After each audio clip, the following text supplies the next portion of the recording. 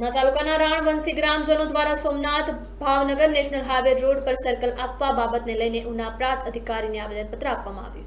ત્યારે ઉના તાલુકાના Bhavnagar Somnath national હાઈવેથી 1.5 kilometre અંદર નાનકડું એવું રાણવંશી ગ્રામજનોએ આજરોજ નેશનલ હાઈવેને સર્કલ આપવા બાબતને લઈને ઉના પ્રાંત અધિકારીને આવેદનપત્ર આપવામાં આવ્યું હતું. તો ગ્રામજનો દ્વારા જણાવવામાં આવ્યું હતું કે નેશનલ હાઈવે પર સર્કલ ન હોવાને કારણે પસાર કરવા માટેના છૂટકે અમારે રોંગ સાઈડ થી પસાર થવું પડે છે. ત્યારે ગ્રામજનોને ખેતમજૂરી આધારિત હોય તેના કારણે પણ અવારનવાર આ રસ્તાઓ પસાર કરવામાં દુર્ઘટના થવાનો મોટો ભય રહેતો હોય છે.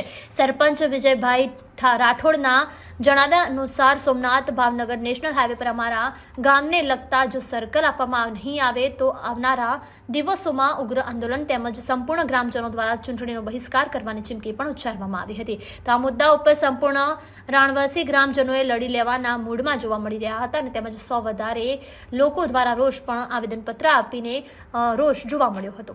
હું બાંભણિયા પાંચાભાઈ માલાભાઈ રાણવંશી. હું 30 વર્ષથી ગ્રામ પંચાયતમાં છું. 30 વર્ષ થયા છે. પણ અત્યારે અમારે જે આ હાઈવે બન્યો છે એની એટલી બધી સમસ્યા. અમારા ગામમાં નોકરિયાત પણ ઘણા છે. ગામ નાનું છે, શિક્ષિત પણ છે. અમારા ગામમાં 14-15 જણા મિલિટરીમાં છે. પણ એ જ્યારે અહીં શૂટિંગમાં આવે તો એને રોંગ સાઈડમાં જવું પડે. તમારે કોઈ પણ અધિકારીને રાણવંશીની મુલાકાત લેવી પડે તો કાં સીમાસી જવું પડે. સીમાસી થઈને રાણવંશી આવો તો હોય, બાકી અવાય એમ નથી.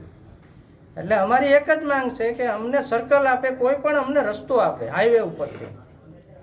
અમને રસ્તો શું કામ નથી આપતા? અમે તમામ ધારાસભ્યોને રજૂઆત કરી છે. પુંજાભાઈને કરી છે, મોહનભાઈ વાળાને કરી છે, કાળુભાઈ સરપંચ ધારાસભ્યને અત્યારે ધારાસભ્ય છે તો અમારા સરપંચભાઈને રજૂઆત કરેલી છે. પણ આ કોઈ આનો નિવડો જ નથી આવતો. શું કામ નથી આવતો એ કંઈ સમજાતું નથી.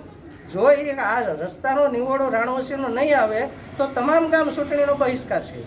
અમારે મતદાન જ કોઈને કરવાનું નથી. શું કામ કરીએ ભાઈ? અમારા ગામ માટેનું શું? અમારે રોંગ સાઈડમાં મરી જ જવાનું બધાને? અમે આજે આવેદનપત્ર દેવા એટલા માટે આવ્યા છે કે અમારા ગામની અંદરથી વારંવાર રજૂઆત કરવા છતાં રોડ ઓથોરિટીવાળાએ જે અમને જે સર્કલ મળવું જોઈએ, રસ્તો મળવો જોઈએ હાઈવે ઉપરથી કોડીનાર જવા માટે અને ઉના જવા માટે, તે રસ્તો નથી ને 1.5 કિલોમીટર અમારે રોંગ સાઈડ હાલવું પડે છે. અને એના માટે નાના મોટા અકસ્માતો બનતા રહેલા છે અને એના 2-3 મોટા અકસ્માતો બનેલા છે અને 2-3 લોકોને ડેથ પણ થયેલા છે. અને નાના મોટા અકસ્માતો કાયમી થતા રહેલા છે. અને નાનું ગામ છે, શિક્ષિત ગામ છે, બેરોજગારી માટે પણ બાજુના ગામમાં જવા માટે તેને રોંગ સાઈડ જવું પડે છે. અને કાયમી માટેનો પ્રોબ્લેમ છે તે હલ થાય એના માટે અમે આવેદનપત્ર આપવા આવ્યા છીએ. બીજું ચૂંટણીનું અને જો આ અમારો મુદ્દો છે ધ્યાને નહીં લેવામાં આવે તો આવતી ચૂંટણીનો અમે સંપૂર્ણ બહિષ્કાર કરશું. ખાલી મતદાનથી નહીં પણ ગામમાં પેટી પણ નહીં આવવા દઈએ. એવી આજે અમે ગામના લોકો નક્કી કરી અને પાકું કરીને આવેલા છે. આગામી દિવસોમાં બીજા કોઈ કાર્યક્રમ આગામી દિવસ સાહેબને કીધું છે 15 દિવસની અંદર જો આનો નિર્ણય નહીં આવે તો રસ્તા રોકો આંદોલન પણ અમે કરવાના છે. હાઈવે છે તે અમે ચક્કાજામ કરી અને રસ્તા ગાંધી સિંધિયા માર્ગે છે તે આંદોલન કરવાના છે. મારું નામ રાઠોડ વિજયભાઈ પીઠાભાઈ છે. હું રાણવંશી ગ્રામ પંચાયતનો સરપંચ છું. હું સમરસ સરપંચ છું.